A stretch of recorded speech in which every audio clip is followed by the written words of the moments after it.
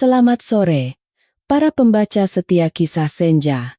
Di panggung pelaminan, ibu mertua saya tersenyum sambil menyerahkan sebuah amplop sumbangan yang kosong. Suami saya bilang itu hanya candaan dan meminta saya untuk tidak memikirkannya. Saya mengambil mikrofon, melontarkan satu kalimat, dan seketika itu juga, seluruh keluarga suami saya tidak berani mengangkat kepala mereka. Alunan musik orkestra yang megah menggema melalui pengeras suara kelas atas, memenuhi aula pernikahan terbesar dan termewah di ibu kota. Tempat ini dikenal sebagai istana impian yang penuh kemewahan. Di bawah cahaya yang terpancar dari lampu gantung kristal raksasa, gaun pengantin saya yang bertabur lebih dari 3.000 butir kristal berkilauan seperti lautan di bawah sinar rembulan. Namun, berdiri di atas panggung sambil memandangi lebih dari 500 tamu yang mengangkat gelas mereka, hati saya terasa dingin. Nama saya Dewi.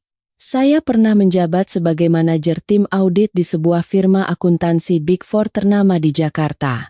Saya adalah orang yang terbiasa dengan angka-angka kaku, laporan keuangan yang padat, dan tekanan musim audit yang menyesakan. Tapi tekanan hari ini bukan datang dari pekerjaan, melainkan dari wanita yang tersenyum di hadapan saya dengan riasan tebal, wanita yang akan menjadi ibu mertua saya, Ibu Hartini. Para hadirin, keluarga, dan tamu undangan sekalian, suara Ibu Hartini terdengar nyaring melalui mikrofon, menembus musik latar. Beliau mengenakan kebaya modern berwarna merah marun yang mewah, dengan kalung emas murni yang tebal melingkar di lehernya dan jari-jarinya penuh dengan cincin berlian. Beliau tampak seperti seorang ratu yang sedang melimpahkan anugerah.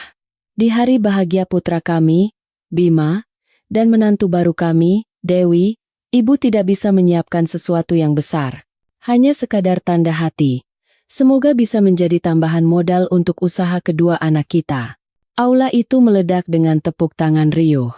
Tatapan penuh iri dan cemburu tertuju pada saya.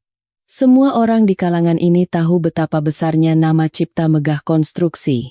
Pernikahan putra tunggal Cipta Megah Konstruksi dengan seorang menantu dari Jakarta yang cerdas dan rupawan tentu saja menjadi acara besar yang menarik perhatian publik. Ibu Hartini mendekat.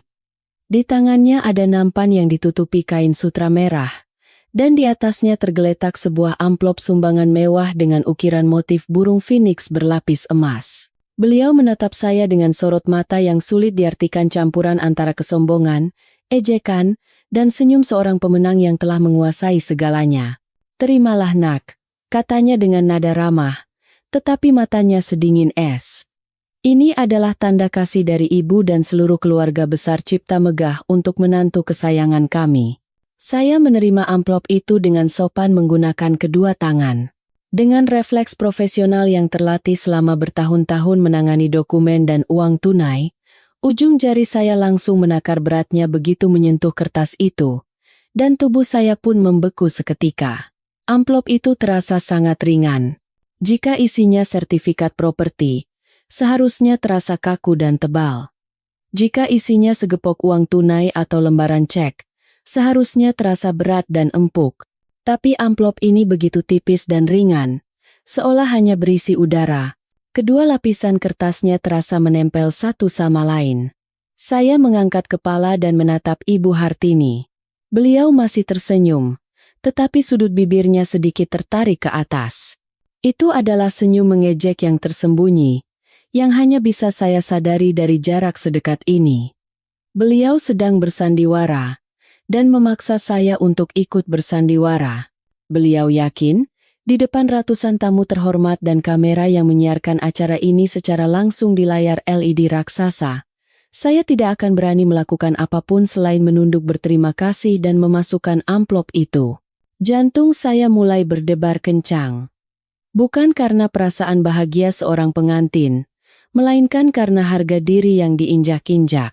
Saya teringat hari-hari yang telah saya lalui, meninggalkan kesempatan promosi menjadi direktur tim audit di Jakarta untuk datang ke kota ini, menjadi istri Bima, menjadi menantu keluarga Cipta Megah. Saya percaya pada cinta kami selama 3 tahun, pada ketulusan yang ditunjukkan Bima. Namun, pada saat ini, dengan amplop kosong di tangan, saya mulai menyadari sebuah kebenaran yang pahit. Saya menekan bagian tengah amplop itu dengan ibu jari. Benar-benar kosong. Tidak ada apa-apa. Seluruh tubuh saya merinding. Ini bukan hadiah. Ini adalah penghinaan publik yang dikemas dengan indah. Sejak saat pertama saya menginjakan kaki di rumah ini, Ibu Hartini telah mencoba untuk menjatuhkan mental saya. Beliau ingin menunjukkan di mana posisi saya, bahwa saya hanyalah menantu di atas kertas, sebuah manekin cantik untuk memajang citra keluarganya. Dari kursi tamu di bawah, mulai terdengar bisik-bisik karena saya terlalu lama terdiam memegang amplop. Pembawa acara yang muda dan sigap segera mencoba menyelamatkan situasi. Wah, sepertinya mempelai wanita kita sangat terharu dengan hadiah besar dari ibu mertua. Mari kita berikan tepuk tangan yang meriah sekali lagi untuk keduanya. Suara tepuk tangan kembali bergemuruh. Ibu Hartini merangkul bahu saya dan berbisik di telinga saya. Suaranya, berbeda dengan penampilannya, terdengar tajam seperti pisau. Tersenyumlah nak. Jangan pasang muka seperti orang melayat. Keluarga ini paling tidak suka kehilangan muka. Saya menggenggam erat amplop di tangan. Kuku saya menancap pada kertas berlapis emas itu, meninggalkan bekas. Kehilangan muka? Apakah orang yang mementingkan harga diri akan memberikan amplop kosong kepada menantunya di hari pernikahan? Apakah beliau meremehkan kecerdasan saya? Atau beliau pikir cinta saya pada putranya akan membuat saya menjadi orang bodoh yang buta? Saya menoleh ke arah Bima. Ia mengenakan tuxedo putih yang gagah dan masih tersenyum di samping saya. Dia pasti tahu tentang ini. Bima adalah orang yang pelin-pelan dan selalu menuruti kehendak ibunya dalam segala urusan keluarga. Tapi saya tidak menyangka ia akan ikut serta dalam sandiwara murahan seperti ini. Tangan saya gemetar karena amarah. Darah panas mengalir ke wajah saya. Tetapi nalar seorang akuntan, yang tidak pernah kehilangan ketenangan bahkan di hadapan penipuan paling lihai sekalipun, menahan saya. Saya tidak bisa meledak sebelum memastikan semuanya pada Bima. Saya harus tahu peran apa yang dimainkan suami saya dalam sandiwara tak tahu malu ini. Saya mengambil napas dalam-dalam dan memasang senyum kaku seperti boneka porselen. Saya mengangguk ringan kepada Ibu Hartini, tetapi mata saya tidak lagi berisi rasa hormat. Itu adalah tatapan seorang auditor yang sedang memeriksa dokumen yang penuh dengan kejanggalan serius. Amplop kosong di tangan saya kini bukan lagi hadiah pernikahan, melainkan sebuah barang bukti. Bukti bahwa pernikahan ini, keluarga ini, dan perusahaan megah itu mungkin hanyalah cangkang untuk menutupi kebusukan di dalamnya. Dan saya, Dewi, menolak untuk menjadi pion yang dikorbankan di atas papan catur mereka. Kilatan blitz dari wartawan koran lokal dan fotografer tak henti-hentinya menyilaukan mata. Saya masih memegang amplop merah itu. Rasanya seperti memegang bara api.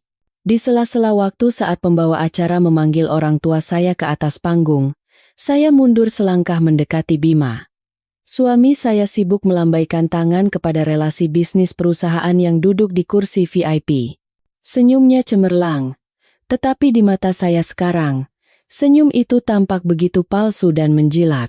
Mas Bima, panggil saya dengan suara pelan, cukup untuk didengar kami berdua di tengah riuhnya musik. Bima menoleh dengan senyum mekanis. Ia bertanya apakah saya lelah, dan berkata agar saya bertahan sedikit lagi karena acara akan segera berakhir. Saya mengangkat amplop untuk menutupi sebagian wajah, agar orang lain tidak bisa membaca gerak bibir saya, lalu bertanya langsung. Ini apa maksudnya? Apa ibu salah kasih amplop? Bima melirik sekilas amplop di tangan saya, lalu membuang muka. Ia tidak terkejut. Reaksinya sudah mengatakan segalanya. Ia sudah tahu amplop itu kosong. Dewi, Bima ragu sejenak, lalu berbisik di telinga saya. Suaranya campuran antara permohonan dan rasa tak tahu malu. Jangan terlalu dipermasalahkan. Ibu cuma iseng, mau mencairkan suasana. Kamu kan tahu kondisi keuangan perusahaan lagi sulit.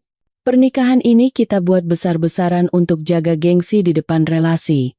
Soal uang, nanti kita selesaikan di antara kita. Ibu bukan orang yang akan merugikan kamu. Iseng? Mencairkan suasana? Alasan Bima seperti menyiramkan air dingin ke wajah saya. Rasanya riasan mahal ini luntur bersama sisa-sisa perasaan saya padanya. Menipu mempelai wanita di depan ratusan orang disebut iseng, memberikan amplop kosong disebut menjaga gengsi. Saya menatap Bima seolah melihat orang yang benar-benar asing. Pria yang saya cintai.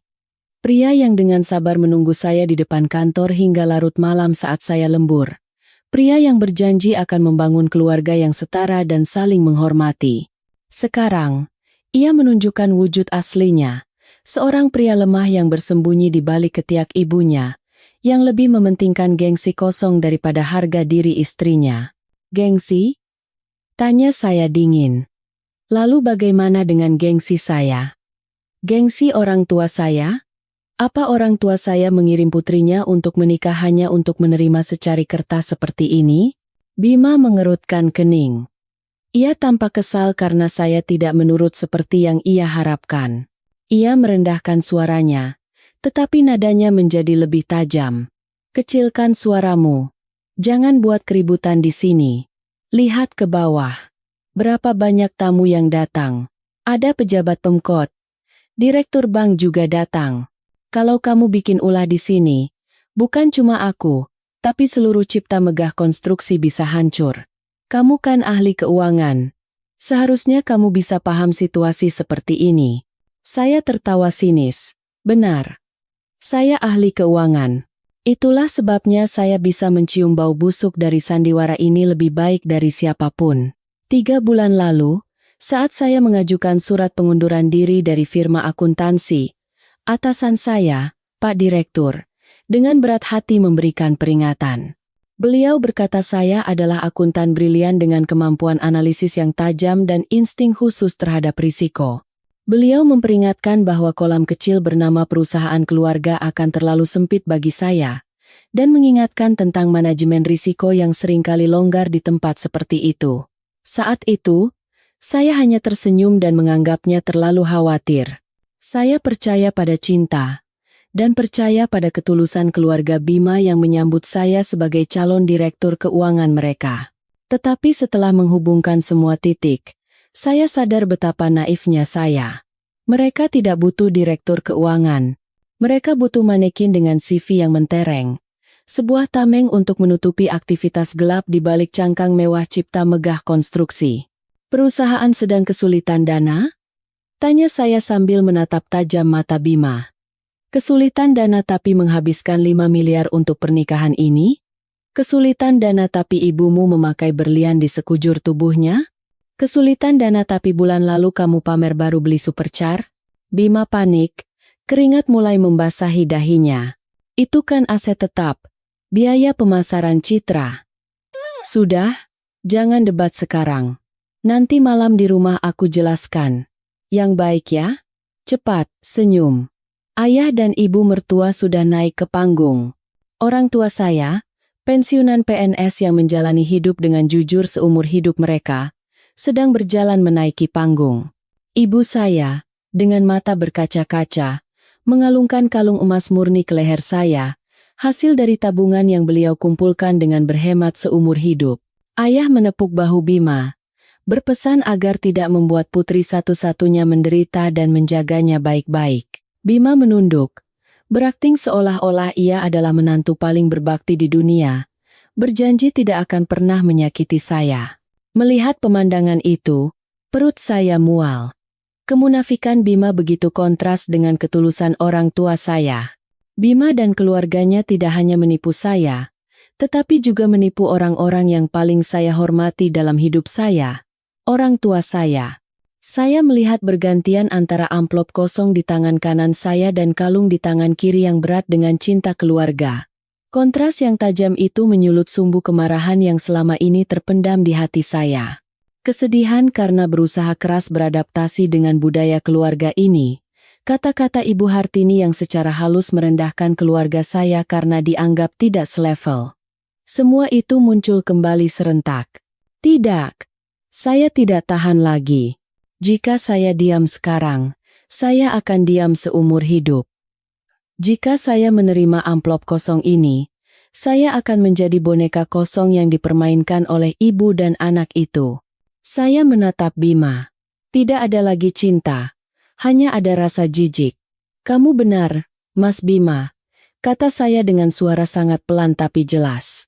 Saya seorang ahli keuangan, dan seorang ahli keuangan paling benci dengan kecurangan. Sebelum Bima sempat memahami arti kata-kata saya berbalik. Saya tidak lagi memandang para tamu, melainkan mulai mencari satu wajah yang familiar di antara ratusan orang.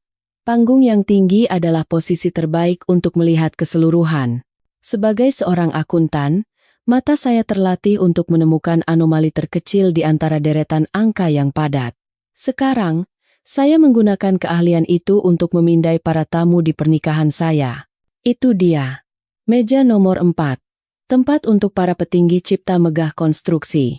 Pak Budi Santoso, manajer keuangan perusahaan, duduk di sana. Pria kurus berusia sekitar 60-an, dengan rambut beruban yang disisir rapi ke belakang. Berbeda dengan suasana riuh di sekitarnya, Pak Budi duduk membungkuk, menundukkan kepalanya ke mangkuk sup yang sudah dingin. Ia tidak berani menatap ke arah panggung, dan tangannya yang memainkan serbet putih gemetar halus.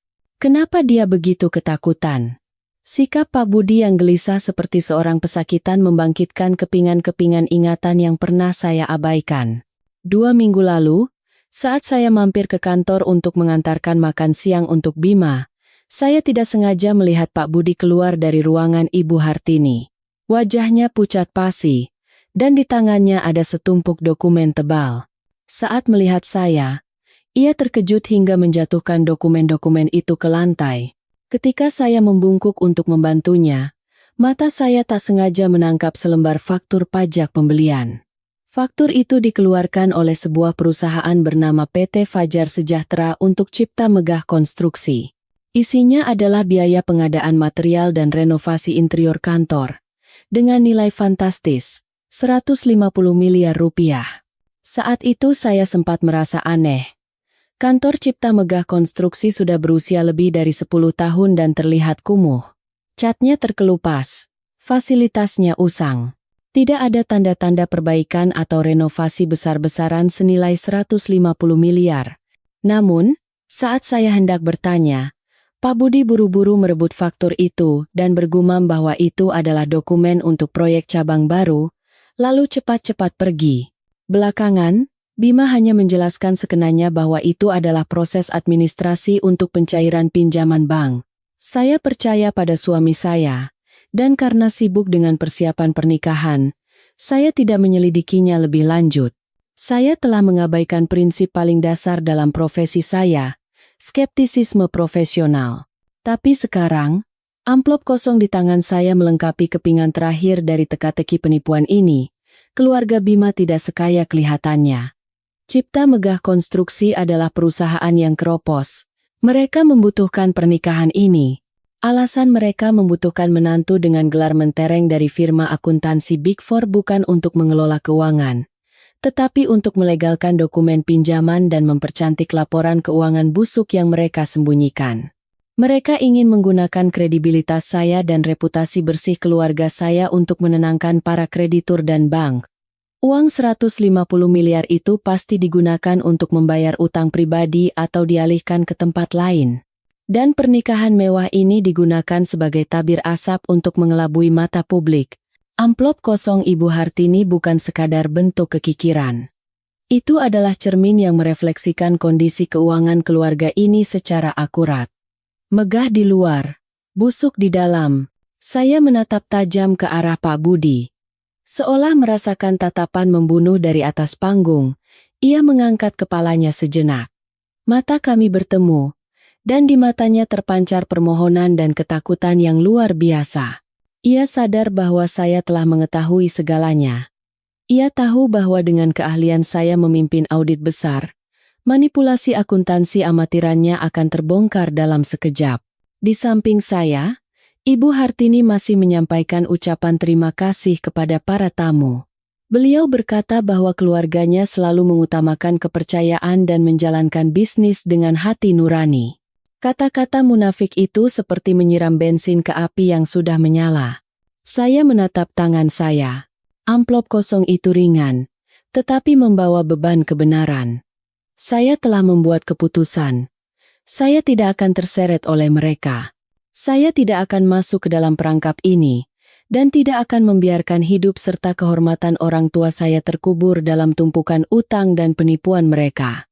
Hari ini adalah hari pernikahan saya, tetapi ini juga akan menjadi sidang pertama yang saya buka untuk menghakimi keluarga ini. Saya mendekati pembawa acara yang hendak memperkenalkan pertunjukan hiburan. "Maaf, boleh pinjam mikrofonnya sebentar?"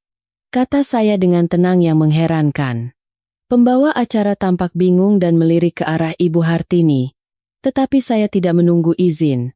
Dengan tegas, saya merebut mikrofon dari tangannya. Saat mikrofon berpindah ke tangan saya, terdengar suara buk yang tajam dari pengeras suara, dan aula yang tadinya riuh seketika hening. Semua mata tertuju pada mempelai wanita. Ibu Hartini menoleh tajam ke arah saya, senyumnya membeku. "Apa yang kamu lakukan, Dewi?" bisiknya dengan gigi gemeretak. Bima berlari mendekat, mencoba merebut mikrofon sambil bertanya apakah saya mabuk. Saya menghindar, melangkah maju untuk menjaga jarak dari keluarga suami saya. Saya berdiri tegak, bukan untuk mencari ketenangan, melainkan untuk bersiap melancarkan serangan frontal.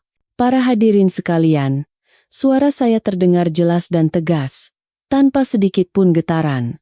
Sebelum kita bersulang, izinkan saya, sebagai menantu baru, untuk mengucapkan terima kasih atas kemurahan hati ibu mertua saya. Di bawah kilatan blitz yang menyilaukan, saya mengangkat tinggi-tinggi amplop kosong itu. Pertunjukan yang sesungguhnya baru saja dimulai. Aula raksasa itu diliputi keheningan yang mencekam. Ratusan pasang mata terpaku pada sang mempelai wanita di atas panggung, yang memegang mikrofon di tangan kanan dan amplop merah di tangan kiri. Suara denting peralatan makan pun lenyap. Alunan orkestra terhenti. Sang konduktor membeku dengan tongkatnya terangkat di udara, terlalu terkejut untuk bergerak. Panas dari lampu sorot terasa di wajah saya, tetapi saya tidak goyah sedikit pun. Sebaliknya, pikiran saya terasa lebih jernih dari sebelumnya. Ini adalah perasaan yang familiar, yang selalu saya rasakan setiap kali saya berdiri di hadapan dewan direksi klien untuk memaparkan kesalahan fatal dalam laporan keuangan mereka. Bedanya, kali ini kliennya adalah keluarga suami saya, dan kesalahannya bukan pada dokumen, melainkan pada karakter mereka. Ibu Hartini berdiri 2 langkah dari saya. Senyum palsunya telah lenyap, digantikan oleh ekspresi kemarahan dan kebingungan yang luar biasa. Beliau tidak pernah membayangkan bahwa menantu yang dianggapnya penurut dan mudah diatur ini akan berani membuat keributan di acara pernikahan yang sangat penting ini. "Kamu sudah gila, Dewi? Cepat turunkan mikrofon itu. Mau mati kamu?" katanya dengan suara geram yang hanya bisa saya dengar. Saya tidak menjawab. Saya bahkan tidak menoleh padanya. Saya mengarahkan pandangan ke bawah. Banyak kamera yang sedang menyiarkan acara ini secara langsung di media sosial. Saya tahu bahwa momen ini tidak hanya disaksikan oleh orang-orang di ruangan ini, tetapi juga oleh ribuan orang lain, dan saya ingin mereka menjadi saksi. Bima berlari lagi. Wajahnya pucat karena panik. Ia berusaha sekuat tenaga untuk tetap sopan di depan umum, tetapi tangannya yang mencoba merebut mikrofon tampak tergesa-gesa. "Maaf. Istri saya sepertinya sedikit bersemangat karena terlalu bahagia hari ini." Bima mencoba menutupi situasi dengan kebohongan yang canggung. "Mohon pengertiannya, hadirin sekalian. Saya akan membawa istri saya untuk beristirahat sebentar." Saya mundur selangkah, menepis tangan Bima dengan kuat. Saking kerasnya tepisan saya, Bima terhuyung dan nyaris jatuh. Saya menatap lurus ke matanya. Tatapan saya yang sedingin pisau membuatnya terkesiap dan mundur. Ia belum pernah melihat saya yang seperti ini. Ia hanya mengenal Dewi yang lembut dan sabar, bukan Dewi sang akuntan yang dingin dan tegas, yang telah membuat banyak direktur keuangan berkeringat dingin. Saya tidak mabuk, dan saya tidak butuh istirahat. Suara saya menggema di seluruh aula melalui mikrofon. Pikiran saya justru lebih jernih dari sebelumnya. Cukup jernih untuk menyadari nilai sebenarnya dari pernikahan ini. Suara gumaman menyebar seperti sarang lebah yang diganggu. Para tamu VIP di barisan depan, para direktur perusahaan rekanan cipta megah konstruksi dan para tokoh masyarakat, mulai berbisik sambil mengerutkan kening. Mereka adalah orang-orang yang cerdas. Mereka mencium bau skandal besar yang akan meledak. Ayah saya berdiri dari kursinya. Beliau menatap saya dengan tatapan cemas sekaligus penuh keyakinan. Ayah tahu watak saya. Beliau tahu putrinya tidak akan pernah bertindak tidak sopan tanpa alasan yang kuat. Ibu saya memegang erat tangan ayah. Wajahnya pucat karena ketakutan. Saya mengangguk sedikit ke arah orang tua saya, seolah ingin meyakinkan mereka. Maafkan aku, ayah, ibu. Tapi aku harus melakukan ini untuk menjaga kehormatan keluarga kita. Saya kembali menatap Ibu Hartini. Beliau sedang memberi isyarat kepada tim keamanan untuk naik ke panggung. 4 pria berbadan tegap dengan setelan hitam dan earpiece mulai bergerak dari sudut aula ke arah saya. Saya tahu waktu saya tidak banyak. Saya harus melancarkan pukulan telak sebelum diseret turun dari panggung. Hadirin sekalian. Apakah Anda melihat amplop di tangan saya ini? Saya mengangkat barang bukti itu tinggi-tinggi dan berputar agar orang yang duduk paling jauh pun bisa melihat lapisan emasnya yang berkilauan. Ini adalah hadiah yang baru saja diberikan oleh ibu mertua saya, pimpinan Cipta Megah Konstruksi, Ibu Hartini. Para petugas keamanan telah sampai di bawah tangga panggung. Bima menghalangi jalan saya dan mengancam dengan suara gemetar.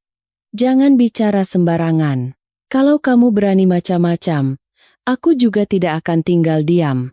Saya tertawa sinis. Tidak akan tinggal diam? Kalian sudah membuangku seperti sampah sejak kalian memberikan amplop kosong ini padaku. Minggir. Saat saya berteriak, suara yang diperkuat itu membuat Bima terkejut dan menyingkir. Saya melangkah ke tepi panggung, ke tempat yang paling terang disorot lampu. Tempat di mana tidak ada seorang pun yang bisa menghalangi saya. Saya menatap lurus ke lensa kamera di depan saya, seolah menembus nurani seluruh keluarga munafik ini. Pada saat itu, saya bukan lagi Dewi Sang Pengantin. Saya adalah Dewi Sang Akuntan, yang berdiri dalam rapat umum pemegang saham luar biasa untuk mengumumkan kebenaran yang mengejutkan. Tidakkah Anda penasaran apa isinya amplop mewah ini? Tanya saya dengan nada provokatif. Seluruh aula menahan napas.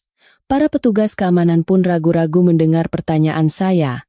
Mereka menunggu perintah dari Ibu Hartini. Tetapi beliau hanya berdiri terpaku di tempatnya dengan wajah tanpa ekspresi. Beliau tahu, jika saya diseret paksa sekarang, skandal ini akan menjadi lebih besar dan tak terkendali. Beliau bertaruh bahwa saya tidak akan berani bertindak sampai akhir. Tapi beliau salah. Kesalahan terbesarnya adalah meremehkan harga diri saya. Perlahan, saya merobek ujung amplop itu. Suara kering kertas yang disobek, kriek, terdengar jelas melalui mikrofon. Rasanya seperti suara kain kafan yang dirobek. Saya membalik amplop itu dan menggoncangkannya dengan keras. Tidak ada yang jatuh. Tidak selembar uang, tidak selembar cek. Bahkan tidak secari kertas pun. Hanya udara. Saya melemparkan kulit amplop yang kosong itu ke lantai panggung. Benda itu melayang ringan beberapa kali sebelum mendarat dengan tenang di dekat kaki Bima. Seperti surat tuduhan tanpa kata. Kosong. Saya mengumumkan dengan dingin. Benar-benar kosong. Sama seperti janji-janji keluarga ini. Seruan kaget mengguncang seluruh aula. Orang-orang mulai berbisik dan berdiskusi secara terbuka. Kamera menyorot close-up pada amplop yang tergeletak di lantai. Dan gambar itu langsung disiarkan kemana-mana. Saya bisa membayangkan kolom komentar siaran langsung itu meledak. Gila? Orang sekaya itu bisa pelit begitu? Ini pernikahan palsu, ya? Saya tidak memberi mereka kesempatan untuk membalas. Saya terus menyerang. Terima kasih, Ibu. Saya menoleh pada Ibu Hartini, mengucapkan setiap kata dengan penekanan. Amplop ini terasa sangat berat. Bu, bukan karena uang atau emas, tapi beratnya seperti utang-utang fiktif di perusahaan kita. Wajah Ibu Hartini memucat, lalu memerah padam. Beliau tidak tahan lagi dan berlari untuk menampar pipi saya.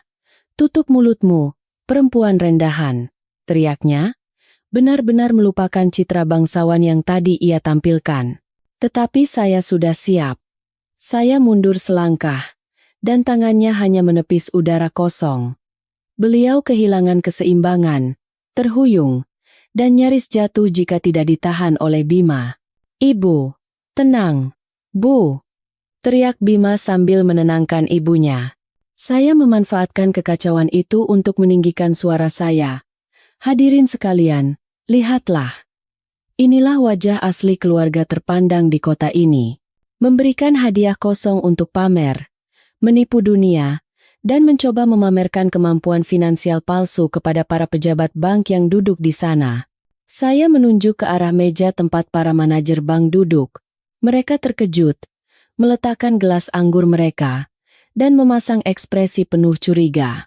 Mereka pasti sedang mengeluarkan ponsel, mungkin mengirim pesan kepada staf mereka untuk segera meninjau kembali file kredit Cipta Megah Konstruksi. "Diam kau!" teriak Bima dengan mata melotot. "Kamu mau menghancurkan keluarga ini." "Bukan aku yang menghancurkan keluarga ini," balas saya sambil menatap lurus ke mata Bima. "Tapi keserakahan dan kebohongan kalian berdua. Kalian pikir saya siapa? Saya seorang akuntan. Kalian pikir bisa mengelabui mata saya dengan pernikahan mewah ini dan menjadikan saya alat untuk menandatangani laporan keuangan palsu? Salah besar." Saya melihat ketakutan yang sesungguhnya di mata Bima. Ia tahu saya telah memegang titik lemah keluarganya.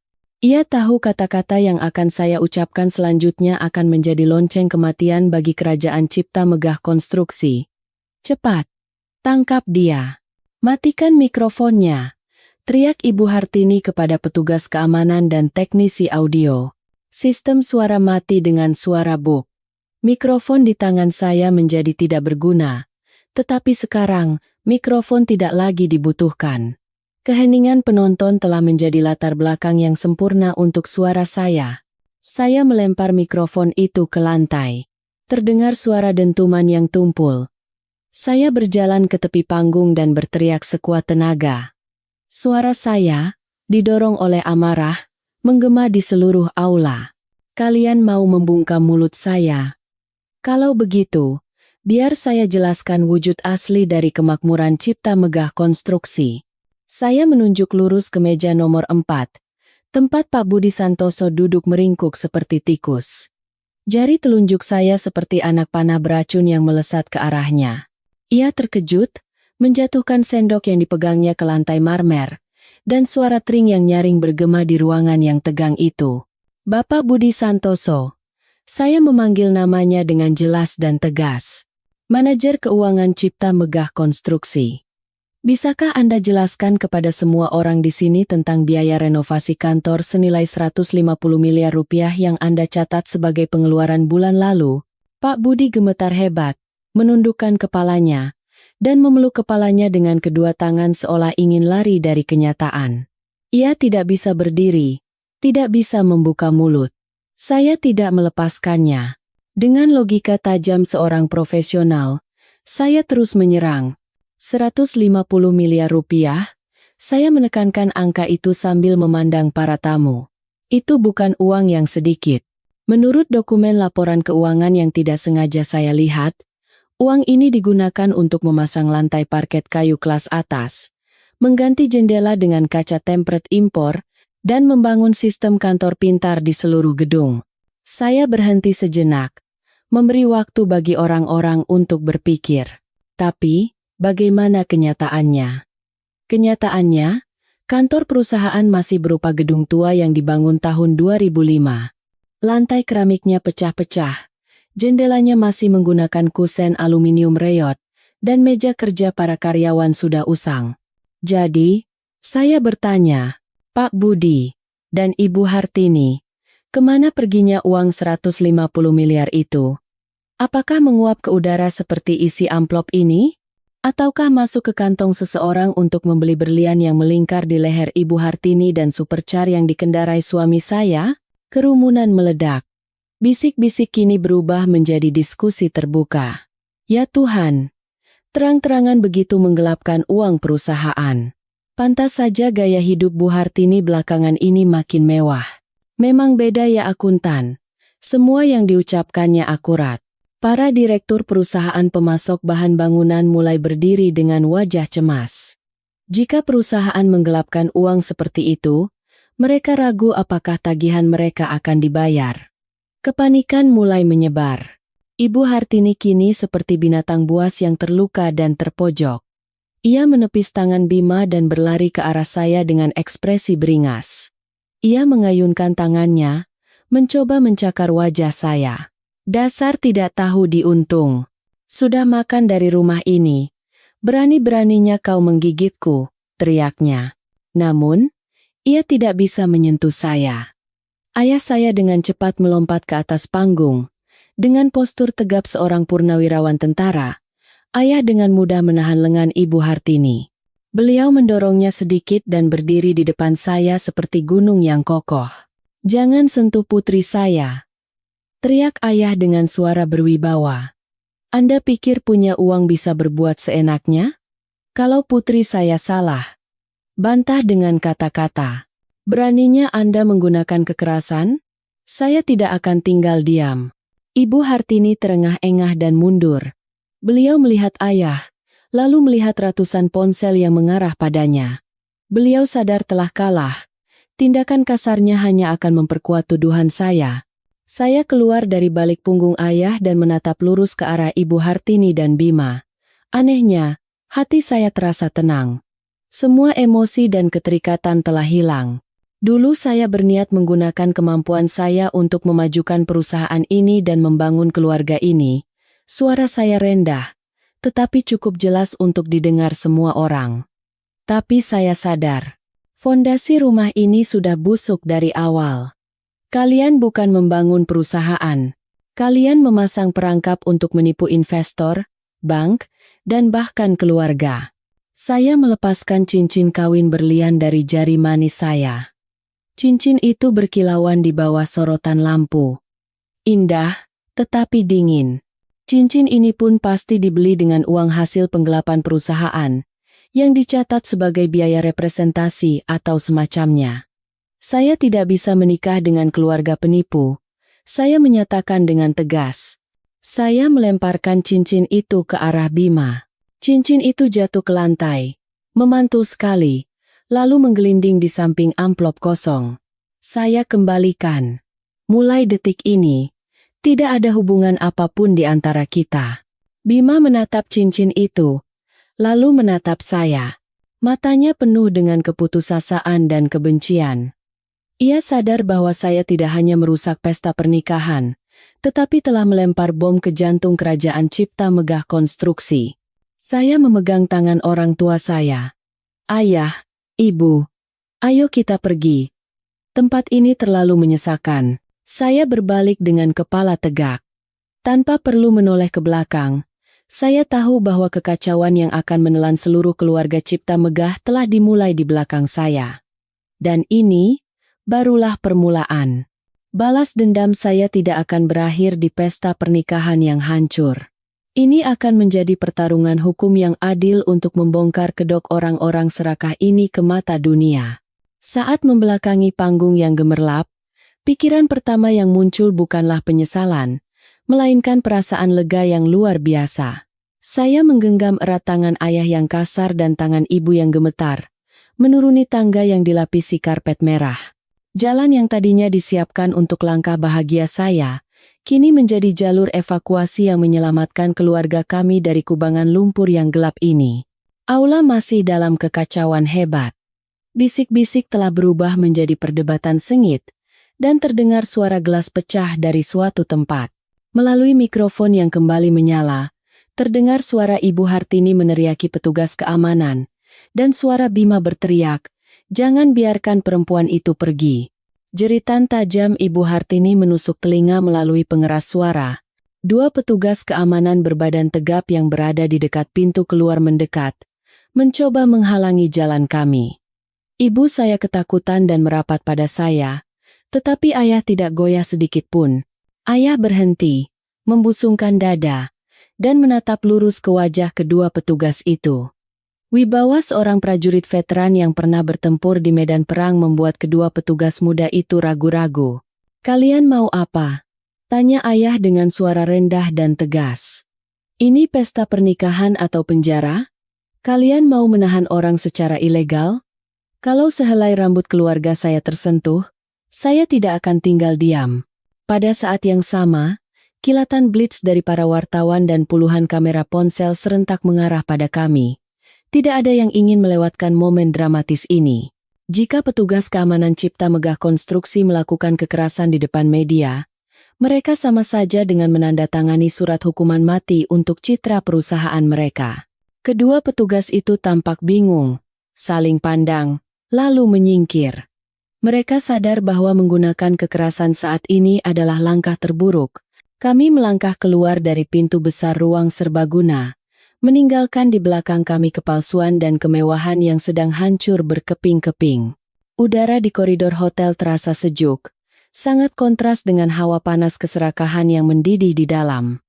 Bima mengejar kami sampai ke lobi. Ia tidak lagi mempertahankan penampilan elegannya. Dasinya miring, wajahnya memerah karena marah dan malu, serta basah oleh keringat. "Dewi, berhenti!" teriak Bima sambil berlari dan mencengkeram lengan saya. "Kamu pikir bisa pergi begitu saja setelah membuat kekacauan seperti ini? Kamu sadar apa yang sudah kamu lakukan? Kamu sudah membunuh nama baik keluargaku." Saya menepis tangan Bima dengan keras. Saya menatapnya dengan mata dingin. "Nama baik? Di mana letak nama baik keluargamu? Di amplop kosong itu? Atau di utang fiktif 150 miliar itu? Sadarlah, Mas Bima. Kalian sendiri yang membunuh nama baik kalian. Sejak saat kalian memutuskan untuk menipu saya dan keluarga saya, jangan bicara sembarangan." Bima tergagap, mencoba menyelamatkan sisa-sisa harga dirinya di depan para staf hotel. "Kita bicara di rumah. Ibu sangat marah sekarang. Pulang. Minta maaf pada ibu. Nanti aku akan selesaikan semuanya. Jangan perbesar masalah ini." Bahkan setelah sampai pada titik ini, ia masih menyuruh saya untuk meminta maaf. Ia masih menganggap saya boneka penurut di dalam etalase rumahnya. "Tidak ada yang perlu saya minta maafkan, Mas Bima," kata saya dengan tenang tapi tegas. "Dan saya tidak akan pernah kembali ke rumah itu. Surat gugatan cerai akan saya kirim melalui pengacara. Sekarang, tolong menyingkir." Ayah berdiri di antara saya dan Bima. Tanpa berkata apa-apa, ayah hanya menatap Bima dengan tatapan tajam. Tatapan itu membuat Bima gentar dan lengannya terkulai lemas. Ia hanya bisa memandang kosong saat taksi yang sudah dipesan ayah tiba. Saya membuka pintu mobil, mempersilakan ibu masuk terlebih dahulu, dan untuk terakhir kalinya, saya menoleh pada Bima. "Oh ya, tolong sampaikan pada ibumu," kata saya ringan. "Hard disk komputer pribadi saya sudah saya bawa. Dan sampaikan pada Pak Budi Santoso, sebaiknya beliau mempersiapkan diri baik-baik." Wajah Bima pucat pasi. Ia membuka mulutnya, tetapi tidak ada kata yang keluar. Saya membanting pintu mobil, memutus total dunia saya dengan dunia mereka. Mobil melaju, meninggalkan Bima sendirian di lobi hotel yang megah namun sepi. Melalui kaca spion, saya melihat sosoknya semakin kecil lalu menghilang. Saya bersandar di kursi dan menghela napas panjang. Setelah ketegangan yang luar biasa, rasa lelah yang hebat menyerang. Namun, di dalam hati saya, sebuah api baru mulai menyala, api tekad dan keadilan. Suasana di dalam taksi begitu hening hingga menyesakan. Sopir taksi, yang sepertinya merasakan ketegangan, mematikan radio. Hanya suara mesin dan klakson dari luar jendela yang terdengar. Ibu saya memegang erat tangan saya sambil terisak. Bagi ibu yang seumur hidupnya berdedikasi untuk keluarga, guncangan publik seperti ini pasti sulit untuk ditanggung. Beliau mengkhawatirkan saya, mengkhawatirkan gunjingan orang, dan mengkhawatirkan masa depan putri satu-satunya. Sudah, Bu, jangan menangis. Saya menenangkan ibu dengan lembut. Dewi tidak apa-apa. Justru bersyukur bisa keluar dari rumah itu. Bayangkan betapa lebih mengerikannya jika Dewi baru tahu penipuan mereka setelah menikah dan punya anak. Ayah, di kursi depan, diam-diam menatap keluar jendela. Cahaya lampu jalan menyinari wajahnya yang lelah namun tegar. Ayah pasti sedang memikirkan banyak hal. Beliau bukan orang yang impulsif. Tindakannya di atas panggung tadi adalah insting. Tetapi sekarang, beliau sedang mencari cara yang rasional untuk melindungi keluarganya dari badai yang akan datang. Tiba-tiba, ayah menoleh ke belakang dan berkata dengan suara yang luar biasa tenang dan hangat. Dewi, tindakanmu tadi sudah sangat benar. Saya menatap ayah. Air mata mulai menggenang. Saya takut ayah akan memarahi saya karena tindakan gegabah saya, atau bersedih karena pernikahan yang gagal. Tetapi ayah, seperti biasa, adalah sandaran terkuat saya. Ayah tidak marah? Tanya saya dengan suara tercekat. Aku sudah mencoreng muka ayah dan ibu. Aku tidak punya muka untuk bertemu kerabat dan tetangga. Coretan apa? Ayah memotong ucapan saya. Suaranya tegas. Kehormatan itu bukan terletak pada ucapan selamat yang palsu atau pesta yang mewah. Kehormatan itu ada pada hidup yang jujur dan bersih. Kamu tidak menerima yang salah, dan dengan berani mengungkap ketidakadilan. Itulah kehormatan putri ayah. Bagi ayah, 100 kali lebih baik kamu punya pengalaman bercerai sekali daripada hidup selamanya di tengah para penipu. Kata-kata ayah seperti obat penenang yang kuat, menghapus semua kegelisahan saya. Saya menyeka air mata dan mengangguk mantap. Iya, ayah. Terima kasih. Ayah terdiam sejenak, lalu bertanya dengan nada serius seperti sedang membahas pekerjaan. Tadi kamu bilang soal hard disk ke anak itu. Apa kamu benar-benar punya bukti? Atau hanya untuk menggertak? Saya terkejut dengan ketajaman analisis ayah. Benar ayah.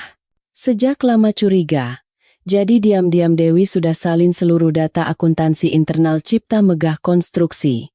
Ada bukti penggelapan pajak, pengalihan dana melalui perusahaan fiktif, dan dokumen pinjaman palsu. Semua ada di sana. Ayah mengangguk, matanya berbinar. Bagus. Putri ayah memang teliti.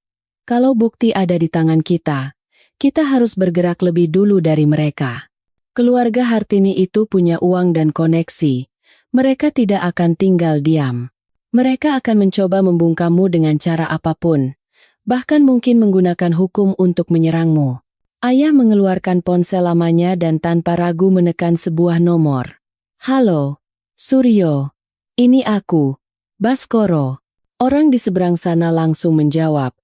Paman Suryo adalah teman lama ayah yang sekarang memegang jabatan cukup tinggi di kantor pajak daerah. Kamu sudah lihat berita? Belum, ya? Ceritanya panjang, tapi intinya, pernikahan Dewi batal.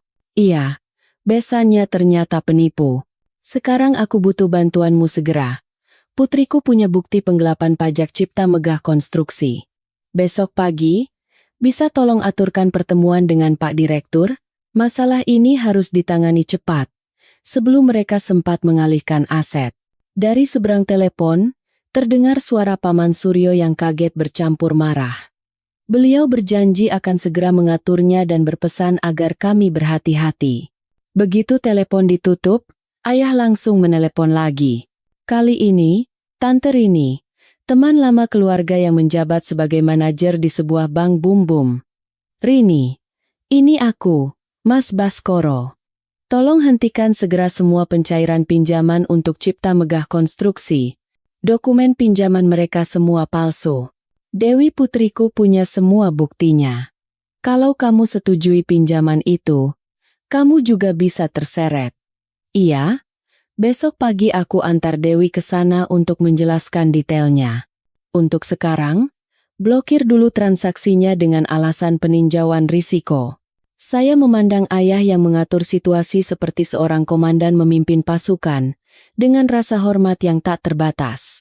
Ayah saya, seorang pensiunan PNS biasa, berubah menjadi jenderal yang tajam dan tegas di saat krisis. Ayah sedang membangun benteng pertahanan, menutup semua jalur pelarian lawan. Ayah menutup telepon dan menoleh pada saya. Sudah, masalah hukum sudah ayah titipkan pada paman dan tante. Kamu, begitu sampai di rumah, kunci semua pintu. Jangan temui orang asing. Jaga hard disk itu seperti nyawamu sendiri. Ini baru permulaan, nak. Saya mengangguk dan menggenggam erat tangan ibu. Ayah benar. Perjalanan ini baru saja dimulai. Tapi kali ini, saya tidak sendirian. Ayah, ibu, dan kebenaran ada di pihak saya. Taksi berhenti di depan gerbang rumah kami yang familiar. Gerbang besi yang sedikit berkarat, bunga bougainville yang mekar cerah, dan anjing hitam kami yang mengibaskan ekor menyambut tuannya memberikan perasaan damai yang aneh. Inilah rumah saya yang sesungguhnya, tempat berlindung teraman di tengah badai. Begitu masuk, sesuai pesan ayah, saya menutup gorden dan memeriksa kembali semua kunci.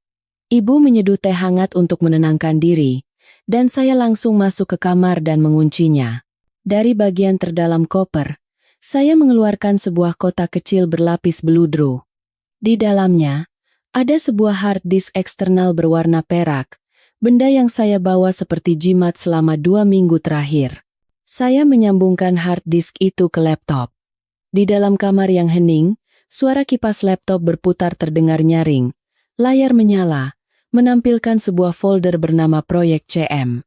Dengan cepat, saya mengetik di keyboard, membuka file-file Excel yang padat dengan angka. Ini adalah keseluruhan sistem pembukuan ganda cipta megah konstruksi yang saya kumpulkan secara diam-diam. Pak Budi adalah manajer keuangan berpengalaman, tetapi ia buta teknologi. Ia hanya mahir dalam manipulasi manual di atas kertas, tetapi keamanan data di server sangat lemah.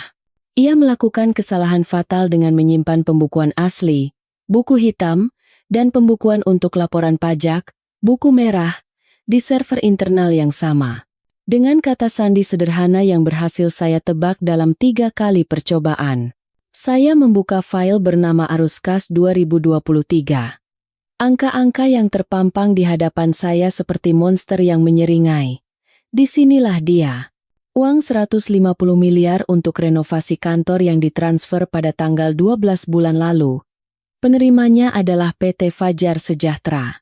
Tetapi, keesokan harinya, dari rekening PT Fajar Sejahtera, uang ini dipecah dan ditransfer ke 5 rekening pribadi yang berbeda. Saya melacak nama pemilik ke-5 rekening itu.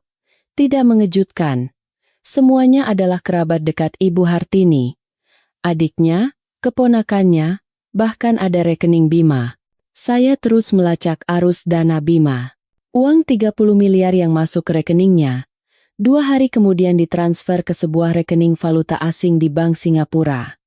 Alasannya adalah untuk biaya sekolah adik sepupunya yang bahkan tidak ada. Ini adalah metode klasik pencucian uang dan pengalihan aset. Mereka menggelapkan dana perusahaan, mengubah pinjaman bank menjadi aset pribadi, dan membawanya ke luar negeri. Cipta megah konstruksi sebenarnya adalah cangkang kosong yang duduk di atas tumpukan utang, tetapi untuk terus mendapatkan pinjaman, mereka memoles pembukuan agar terlihat untung besar. Jika saya tidak menemukan ini dan menutup mata, dalam beberapa bulan, ketika bom utang raksasa ini meledak, sebagai istri sah Bima dan penjamin yang mungkin akan mereka paksa untuk menandatangani, saya harus menanggung akibat yang mengerikan. Saya membuka file lain, berisi daftar faktur pajak pembelian palsu. Ada ratusan faktur yang dibuat seolah-olah mereka membeli bahan bangunan senilai ratusan miliar dari perusahaan-perusahaan fiktif. Ini adalah bukti nyata penggelapan pajak. Hanya dengan menyerahkan file ini kepada Paman Suryo, Cipta megah konstruksi akan menghadapi denda pajak yang luar biasa dan hukuman berat bahkan bisa dipidana. Saya duduk sambil merasakan punggung saya merinding. Skala kejahatan mereka jauh melampaui imajinasi saya. Ini bukan sekadar penipuan keluarga, ini adalah kejahatan ekonomi yang terorganisir. Saya mulai menulis email dengan subjek laporan dugaan korupsi Cipta Megah Konstruksi. Saya melampirkan file-file bukti terpenting dan merangkum secara singkat modus penipuan mereka. Penerimanya adalah kantor pajak daerah dan tim audit internal bank. Saya juga mengirimkan salinannya CC kepada mantan atasan saya di Jakarta, Pak Direktur. Beliau punya jaringan luas dan berpengalaman dalam menangani krisis keuangan. Beliau adalah penasihat terbaik bagi saya saat ini. Tepat saat saya menulis baris terakhir, ponsel saya berdering keras di atas meja. Nomor tidak dikenal. Saya ragu sejenak, lalu mengangkatnya. Tanpa berkata apa-apa, saya menunggu suara dari seberang. Mbak Dewi, ini saya, Pak Budi. Terdengar suara gemetar dan ketakutan dari seberang telepon. Tolong, selamatkan saya. Mbak, Bu Hartini sekarang sedang mengerahkan orang untuk mencari Mbak Dewi. Beliau tahu Mbak Dewi membawa hard disk itu. Sebelum dilaporkan ke polisi, tolong dengarkan saya dulu. Saya tertawa dingin. Tikus pertama mulai mencari jalan keluar. Pak Budi, kata saya dengan suara tenang yang bahkan mengejutkan diri saya sendiri. Minta saya menyelamatkan Bapak? Atau Bapak mau menyelamatkan diri sendiri? Kalau mau selamat, siapkan saja diri Bapak untuk menjadi saksi. Saya sedang sibuk sekali menulis laporan pengaduan untuk pihak berwajib. Jangan Mbak Dewi. Tolong tenang dulu, teriak Pak Budi dari seberang telepon. Di hard disk itu ada folder tersembunyi bernama laporan rahasia. Mbak Dewi pasti belum bisa membukanya. Kata sandinya hanya saya yang tahu. Itu yang paling penting, Mbak. Nyawa seluruh keluarga itu bergantung pada folder itu. Saya terdiam. Folder tersembunyi? Nyawa? Cerita ini sepertinya jauh lebih rumit dari yang saya kira. Kamar saya gelap. Hanya cahaya kebiruan dari layar laptop yang menerangi wajah tegang saya. Jam menunjukkan sudah lewat pukul 11 malam. Suara jangkrik dari luar membuat keheningan di dalam rumah semakin mencekam. Laporan rahasia apa? Tanya saya pada Pak Budi, sambil menggerakkan mouse mencari di layar. Benar kata dia. Di direktori utama, ada sebuah file kompresi dengan nama aneh, Sistem 32 Konakalaka. Sepintas terlihat seperti file sistem, tetapi ukurannya luar biasa besar. Itu daftar hitam. Mbak, suara Pak Budi bergetar hebat di telepon. Daftar pejabat dan rekanan yang menerima suap dari Bu Hartini untuk memenangkan proyek-proyek pemerintah. Rincian uang pelicin yang diberikan ke bank untuk melancarkan pinjaman juga ada semua di sana. Kalau itu sampai bocor, bukan cuma Bu Hartini, tapi banyak sekali orang yang akan kehilangan jabatannya. Mereka tidak akan tinggal diam terhadap Mbak Dewi. Bulu kuduk saya berdiri. Jika apa yang dikatakan Pak Budi benar, yang saya pegang ini bukan sekadar bukti penggelapan pajak, melainkan bom yang bisa meruntuhkan seluruh kartel kekuasaan yang besar. Kenapa Anda memberitahukan ini pada saya? Tanya saya, berusaha menjaga ketenangan untuk memahami niatnya. Bukankah Anda tangan kanan Bu Hartini? Tangan kanan apanya? Pak Budi tertawa getir. Saya ini cuma anjing penjaga rumah, Mbak. Tadi Bu Hartini menelepon saya. Beliau mau melimpahkan semua kesalahan pada saya. Mengatakan bahwa saya yang secara sepihak memanipulasi pembukuan dan menggelapkan 150 miliar itu. Beliau dan Bima mau cuci tangan dan menjadikan saya kambing hitam. Saya tidak terkejut. Itulah cara Ibu Hartini. Kejam dan siap mengorbankan siapapun demi kepentingannya sendiri. Jadi, apa yang Anda inginkan dari saya? Kita buat kesepakatan, kata Pak Budi dengan cepat. Saya akan berikan kata sandi file itu. Saya akan bersaksi di pengadilan tentang semua perintah Bu Hartini. Sebagai gantinya, tolong janjikan hukuman saya akan diringankan. Saya sudah tua, Mbak. Saya tidak mau mati di penjara. Saya masih punya anak bungsu yang kuliah. Saya tidak mau meninggalkan nama buruk sebagai ayah seorang narapidana untuknya. Saya berpikir sejenak. Tawaran Pak Budi sangat berharga. Jika ia menjadi saksi dan ditambah dengan file daftar hitam itu, Ibu Hartini tidak akan bisa mengelak. Tapi saya harus hati-hati. Ini juga bisa menjadi jebakan. Baik, jawab saya tegas. Tapi saya harus memastikan dulu perkataan Bapak. Apa kata sandinya?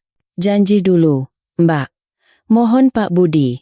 Saya berjanji akan menyampaikan sikap kooperatif Bapak kepada pihak penyidik dan meminta keringanan hukuman. Hanya itu yang bisa saya lakukan.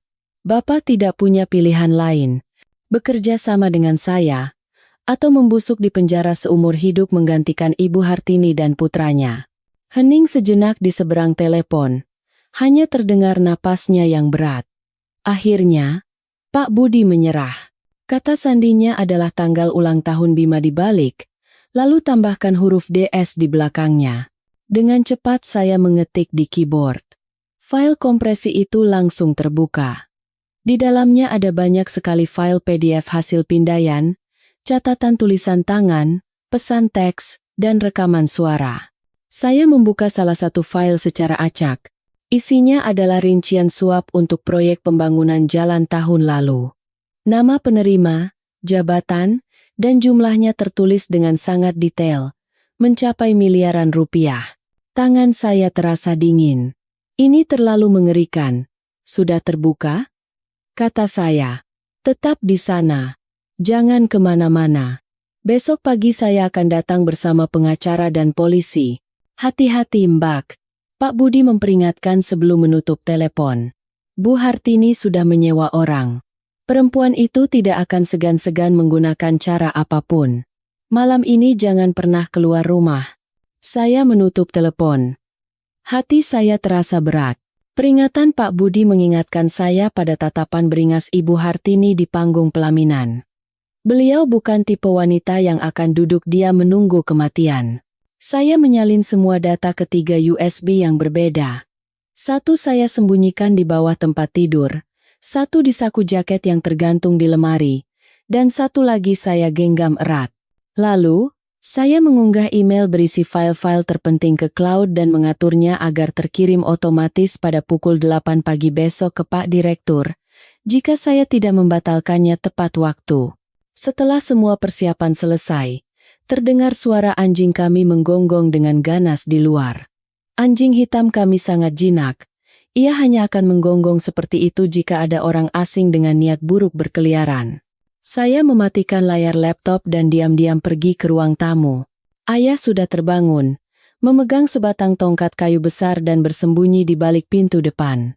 Ayah memberi isyarat agar saya diam. Gonggongan anjing semakin keras. Lalu tiba-tiba berhenti diiringi suara gedebuk yang kering. Jantung saya terasa mencelos. Firasat buruk menyelimuti saya. Setelah terdengar seperti jeritan terakhir anjing kami, suasana di luar menjadi sunyi yang mengerikan. Saya merapat di belakang punggung ayah, merasakan ketegangan yang menyelimuti kami berdua. Ibu di kamar sepertinya juga terbangun. Terdengar suara beliau bergerak dan langkah kaki yang hati-hati keluar. "Siapa di luar?" tanya ayah dengan suara keras. Menjaga jarak aman di balik pintu depan yang tebal. "Paket Pak," terdengar suara pria yang berat dari luar. "Ada kiriman penting untuk Mbak Dewi. Makanan beku, jadi harus diantar langsung malam ini. Nanti keburu basi." Saya mengerutkan kening. Saya tidak memesan apapun, apalagi di jam seperti ini. Setelah kekacauan sore tadi, mana mungkin saya sempat berpikir untuk berbelanja. "Kami tidak pesan apa-apa," jawab ayah cepat. "Anda salah alamat. Silakan pergi." "Tidak salah Pak," pria di luar itu bersikeras. Suaranya terdengar semakin tidak sabar. "Alamatnya sudah benar. Penerimanya Mbak Dewi. Nomor telepon belakangnya 8899 kan? Mungkin putrinya kirim makanan laut untuk Bapak. Tolong buka pintunya Pak. Saya juga mau cepat pulang, sudah malam." Ia tahu nomor telepon saya dengan benar. Bukti bahwa mereka telah menyelidiki informasi pribadi saya secara menyeluruh. Saya berbisik di telinga ayah. "Ayah, aku tidak pesan apa-apa. Jangan buka pintunya." Ayah mengangguk dan memberi isyarat agar saya mundur. Beliau menggenggam tongkat kayu lebih erat dan berteriak, "Sudah saya bilang, kami tidak terima apa-apa sekarang. Taruh saja di situ atau kembali besok. Kalau masih di situ, saya lapor ke pos polisi. Mendengar kata pos polisi, pria di luar terdiam sejenak. Tetapi, bukannya suara motor yang menjauh, malah terdengar suara besi beradu. Ia mencoba membobol gembok gerbang. "Hati-hati!" teriak ayah sambil memasang gerendel di bagian atas pintu depan. Suara di luar semakin keras, gerbang besi tua kami berderak dan bergetar. Bukan hanya satu orang. Terdengar suara bisik-bisik setidaknya 2 atau 3 pria. "Cepat, ambil laptopnya saja lalu kita kabur." Terdengar suara lain. Pelan, tetapi terdengar jelas dari sela-sela jendela. Target mereka adalah laptop. Ibu Hartini mengirim orang untuk merebut barang bukti. Dengan panik, saya berlari ke kamar, mencoba menelepon Paman Suryo, tetapi layar ponsel menunjukkan tidak ada layanan. Saya melihat router Wi-Fi, lampu sinyalnya juga mati. Mereka telah memutus kabel telepon dan internet dari luar. Persiapan yang sangat rapi dan profesional. "Ayah, kabel internet diputus," lapor saya dengan suara gemetar. Ayah tidak goyah sedikit pun. Beliau menoleh pada ibu yang gemetar ketakutan di sudut ruangan. "Bu, tolong ambilkan peluit di kamarku, yang biasa aku pakai untuk ronda." Ibu bergegas mengambil peluit plastik berwarna merah. Ayah memasukkannya ke mulut dan meniupnya panjang. Priit, priit, priit. Suara peluit yang nyaring membelah keheningan malam di kompleks perumahan. Itu adalah sinyal darurat untuk tim Siskamling lingkungan yang diketuai ayah. Di lingkungan yang guyup ini, sinyal darurat akan membuat semua orang segera bangun dan datang membantu. Benar saja, beberapa detik kemudian, lampu-lampu di rumah tetangga mulai menyala satu persatu. Anjing-anjing tetangga menyalak, dan terdengar suara orang saling memanggil. "Maling! Di rumah Pak Baskoro ada maling." Orang-orang di luar gerbang mulai panik. "Sial! Ketahuan! Kabur! Bos!" teriak pria yang menyamar sebagai kurir paket. Sebagai peringatan, pecahkan saja kaca jendelanya. Perintah orang yang sepertinya adalah pemimpin mereka. Prang! Sebuah batu bata melayang melewati pagar dan menghancurkan kaca jendela ruang tamu. Pecahan kaca berhamburan kemana-mana. Ibu menjerit dan meringkuk sambil memeluk kepalanya. Ayah berlari ke depan untuk melindungi saya dan ibu. Suara mesin motor meraung dan menghilang. Dan dari luar gang terdengar suara orang-orang berlarian. Bapak-bapak tetangga keluar ke jalan membawa pentungan dan senter. "Pak Baskoro, aman?" terdengar suara wakil ketua Siskamling. Ayah menghela napas lega dan menurunkan tongkat kayunya. Beliau melangkahi pecahan kaca dan membuka pintu depan. "Saya aman. Terima kasih semuanya. Mereka sudah kabur." Saya melihat batu bata merah yang tergeletak di tengah rumah, di balik jendela yang pecah. Di bawah batu bata itu, terselip secari kertas. Saya mengambilnya. Tulisan tangan yang kasar dengan spidol merah. "Kalau mau selamat, tutup mulutmu." Berikutnya bukan batu bata. Ancaman yang seperti di film-film gangster. Ibu Hartini telah secara resmi menyatakan perang terhadap saya. Tapi beliau tidak tahu. Tindakan brutal ini justru semakin menguatkan tekad saya. Semakin beliau takut, semakin menjadi bukti bahwa saya memegang kelemahan fatalnya. Saya menggenggam erat kertas itu dan menatap kegelapan pekat di luar. "Ayah," kata saya dengan suara tegas. "Besok pagi, kita harus bertemu Paman Suryo lebih awal dari yang dijadwalkan. Kita tidak bisa menunggu lebih lama lagi."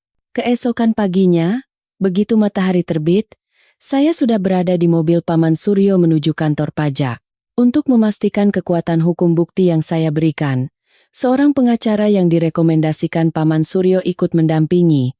Setelah 3 jam pemeriksaan yang menegangkan di bagian investigasi, saya keluar dari gedung itu dengan selembar surat tanda terima laporan di tangan. Isi dari laporan rahasia telah membuat seluruh pimpinan kantor pajak terkejut. Sebuah tim investigasi khusus segera dibentuk, dan perintah pembekuan aset serta pencekalan terhadap para petinggi cipta megah konstruksi sedang menunggu persetujuan dari kejaksaan. Begitu keluar dari gerbang utama kantor pajak, ponsel saya berdering. Bima. Melihat nama kontak suamiku yang belum sempat saya ganti, saya merasakan ironi yang pahit. Saya mengambil napas dalam-dalam dan menekan tombol jawab. Saya ingin mendengar apa yang akan ia katakan. Dewi, kamu di mana? Suara Bima tidak lagi memiliki keramahan palsu, hanya ada permusuhan dan ketergesaan. Dimanapun aku berada, itu bukan urusanmu, jawab saya dingin. Tidak ada lagi yang perlu kita bicarakan. Berani-beraninya kamu, teriak Bima. Kamu baru saja bertemu polisi, kan? Apa yang kamu serahkan pada mereka?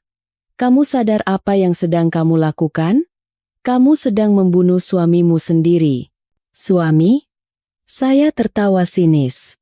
Suami yang hanya diam saat istrinya menerima amplop kosong di hari pernikahan? Suami yang bersekongkol dengan ibunya untuk menjadikan istrinya boneka pajangan dan menandatangani dokumen palsu? Mas Bima, kamu tidak pernah menjadi suamiku. Kamu hanya anak manja yang bersembunyi di balik ketiak ibumu. Kau. Bima tidak bisa melanjutkan kata-katanya, lalu beralih ke ancaman terang-terangan. Dengar baik-baik. Kalau kamu tidak cabut laporan itu, aku juga akan bongkar semuanya. Ingat foto-foto mesra kita? Aku akan buat seluruh dunia tahu betapa liarnya dirimu. Saya terdiam sejenak mendengar kerendahan Bima. Foto-foto mesra? Sepertinya saat kami berlibur bersama, ia diam-diam memotret momen-momen pribadi kami. Ternyata, ia sudah menyiapkan kartu untuk mengancam saya jika diperlukan. Sungguh tidak disangka, orang yang berpendidikan dan tampak sopan di luar bisa begitu busuk dan hina di dalam. Tetapi jika Bima berpikir ancaman seperti itu bisa membuat saya takut, ia salah besar. Saya bukan perempuan lemah yang peduli pada gosip murahan. Saya hidup dengan kemampuan dan otak saya, bukan dengan komentar negatif di internet. Lakukan saja sesukamu, jawab saya tegas. Kamu rilis satu fotoku. Aku akan rilis satu lagi bukti pencucian uangmu. Kamu nodai nama baikku. Aku akan buat kamu membusuk selamanya di penjara. Mari kita lihat. Antara perempuan yang foto pribadinya tersebar dengan anak konglomerat penggelap pajak dan pencuci uang, mana yang akan lebih menarik perhatian dunia? Oh, dan satu lagi. Menyebarkan konten ilegal dan mencemarkan nama baik orang lain juga akan menambah beberapa tahun masa tahananmu. Beraninya kau. Suara Bima mulai bergetar. Ia sadar kartu andalannya tidak berguna di hadapan sikap keras saya. Berani. Dan lebih dari itu, saya memotongnya. Daripada menelepon dan mengancamku, lebih baik kamu cari pengacara yang hebat untuk membelamu. Ah, dan omong-omong, rekeningmu di Singapura juga akan segera dibekukan. Pak Direktur kerjanya sangat rapi. Dari seberang telepon terdengar napas Bima yang kasar. Diikuti suara ia membanting ponselnya ke dinding hingga hancur. Panggilan terputus. Saya memasukkan ponsel ke dalam tas dan berjalan di bawah sinar matahari yang cerah. Kegelapan bernama keluarga Hartini perlahan-lahan surut di belakang saya. Saya tahu jalan di depan akan terjal, dan perlawanan Ibu Hartini akan lebih ganas. Tapi saya tidak takut. Kebenaran adalah senjata paling tajam, dan saya memegangnya di tangan. Saya menyetop taksi. Tujuan berikutnya adalah kantor Paman Suryo untuk membahas program perlindungan saksi bagi Pak Budi. Dalam permainan ini, saya harus menang. Bukan hanya untuk diri saya sendiri, tetapi untuk menegakkan keadilan. Setelah dari kantor pajak, saya tidak langsung pulang, melainkan menuju sebuah kafe yang tenang di sebuah gang kecil. Tempat yang telah kami janjikan. Di dalam kafe yang sunyi, hanya suara mesin kopi dan aroma biji kopi yang harum yang memenuhi ruangan. Hati saya yang sempat memanas karena percakapan sengit dengan Bima sedikit lebih tenang. Saya duduk di pojok, membuka laptop, dan terhubung ke wifi aman yang alamatnya telah diberikan oleh Pak Direktur. Di layar muncul antarmuka panggilan video terenkripsi. Saya menekan tombol panggil, dan tak lama kemudian, wajah Pak Direktur yang familiar muncul. Beliau masih tampak tenang seperti biasa, tetapi ekspresinya lebih serius dari biasanya. Di belakangnya, Terhampar pemandangan Cakrawala Jakarta yang gemerlap, tempat di mana saya pernah menjadi bagian darinya. "Dewi, kamu gadis yang pemberani," kata Pak Direktur dengan suara hangat namun penuh penghargaan. "Data yang kamu kirim pagi tadi sudah saya terima semua." Jujur, saya sangat terkejut. Skala kejahatannya jauh lebih besar dari yang saya bayangkan. Saya mengangguk. "Saya juga, Pak. Saya pikir mereka hanya menggelapkan pajak dan menipu pinjaman di dalam negeri. Tapi setelah melacak aliran dana Bima sampai ke Singapura, saya benar-benar ngeri." "Sudah kamu lacak tujuan akhir uang itu?" Pak Direktur membetulkan kacamatanya dan menunjukkan diagram alur dana yang rumit kepada saya. "Lihat ini. Uang 30 miliar dari rekening Bima hanyalah puncak gunung es. Selama 2 tahun terakhir, total dana yang dialihkan ke luar negeri melalui anak-anak perusahaan Cipta Megah Konstruksi lebih dari 5 juta dolar. Uang ini melewati perusahaan-perusahaan cangkang di British Virgin Islands sebelum mengalir ke rekening-rekening di Singapura dengan kedok investasi properti dan jasa konsultasi. 5 juta dolar. Lebih dari 75 miliar rupiah. Jumlah yang sangat besar, digelapkan dari keringat para pekerja, pajak negara, dan kepercayaan para pemegang saham. Dan yang paling penting, lanjut Pak Direktur dengan suara pelan. Pemilik properti di Singapura itu bukan Bima, bukan juga Ibu Hartini. Lalu siapa, Pak? Nama yang tidak akan pernah kamu duga, Dewi. Bapak Haryono. Saya mencoba mengingat. Haryono. Nama yang asing. Siapa dia? Saya cek melalui koneksi di Interpol. Jelas Pak Direktur, Haryono adalah nama seorang mantan pejabat tinggi di daerahmu. Orang yang sama yang 10 tahun lalu menyetujui banyak sekali proyek lahan emas untuk Cipta Megah Konstruksi. Cipta Megah Konstruksi hanyalah mesin cuci uangnya. Informasi ini menghantam kepala saya. Kasus ini telah melampaui kejahatan ekonomi keluarga. Ini terhubung dengan kartel kekuasaan raksasa yang tidak bisa disentuh oleh warga biasa seperti saya. Lalu, apa yang harus saya lakukan sekarang, Pak? Tanya saya, tidak bisa menyembunyikan rasa cemas. Jika pejabat tinggi terlibat, apakah aparat penegak hukum di daerah bisa mengusutnya dengan benar? Jangan khawatir, Pak Direktur menenangkan saya. Data yang kamu serahkan ke kantor pajak sudah langsung diteruskan ke Mabes Polri. Kasus korupsi dan pencucian uang internasional seperti ini bukan level yang bisa ditutup-tutupi di daerah. Selain itu, saya sudah membuat laporan transaksi mencurigakan ke Otoritas Moneter Singapura. Sore ini, semua rekening yang terkait dengan Bima akan dibekukan untuk penyelidikan. Saya menghela napas lega. Pak Direktur dan jaringan internasionalnya adalah perisai terkuat bagi saya. Terima kasih, Pak. Kalau bukan karena Bapak, saya benar-benar tidak tahu harus bagaimana. Jangan berkata begitu. Kamu adalah anak buah saya, dan junior yang paling saya banggakan. Saya tidak bisa diam saja melihat orang saya diinjak-injak. Tapi, Dewi, satu peringatan. Binatang yang terpojok akan melawan mati-matian. Hartini dan kelompok kepentingannya tidak akan segan menggunakan cara apapun. Jaga keselamatan dirimu dan keluargamu baik-baik. Baik, Pak? Saya akan ingat itu. Jawab saya dengan tatapan tegas. Saya sudah siap untuk kemungkinan terburuk. Tapi saya percaya, kejahatan tidak akan pernah menang melawan kebaikan. Terutama jika kebaikan itu dipersenjatai dengan bukti dan hukum. Panggilan berakhir. Saya menutup laptop. Matahari bersinar terik di luar, tetapi di dalam hati saya, terasa sejuk seperti tetesan hujan harapan. Langit tak pernah luput. Jaringnya mungkin renggang tapi tak pernah ada yang lolos. Orang-orang serakah itu akan segera menerima ganjarannya. Saat itu, Paman Suryo membuka pintu kafe dan masuk. Wajahnya basah oleh keringat, tetapi matanya bersinar aneh. Dewi, panggil Paman dengan suara bersemangat. Kabar baik. Kejaksaan baru saja mengeluarkan surat perintah penangkapan darurat. Sore ini, kantor pusat Cipta Megah Konstruksi akan digeledah. Bersiaplah. Kamu akan melihat tontonan yang sangat menarik. Tepat pukul 2 siang, iring-iringan mobil polisi dengan sirene yang meraung-raung membelah jalanan yang damai menuju gedung Cipta Megah Konstruksi. Saya, bersama Paman Suryo dan pengacara, duduk di mobil di belakang, mengikuti mereka dengan jantung yang berdebar kencang. Inilah saat yang saya tunggu-tunggu, saat di mana keadilan ditegakkan.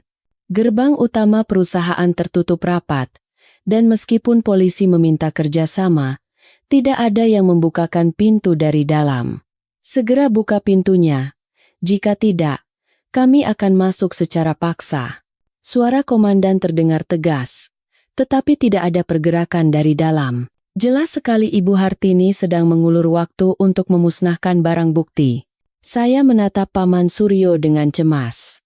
Paman, bagaimana kalau mereka menghapus semua datanya? Tenang saja, Paman tersenyum percaya diri. Tim siber sudah menyusup ke sistem mereka dari jarak jauh dan menyalin semuanya. Lagi pula, hard disk yang kamu berikan adalah bukti pamungkas. Langit runtuh pun mereka tidak akan bisa lolos. Brak. Pintu besi yang berat itu didobrak oleh kendaraan khusus.